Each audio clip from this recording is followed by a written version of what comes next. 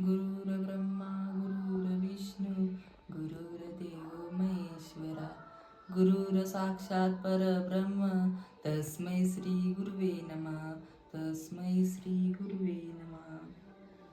आचार्य, विद्यादान करणारा हात स्वार्थाने आकडू केला तर कसं चालेल हो? युगानुयुगे ज्ञान संक्रमित करणारा गुरुधर्म स्वार्थाने बाटला तर खरी शिक्षा मिळेल का? सांगा ना.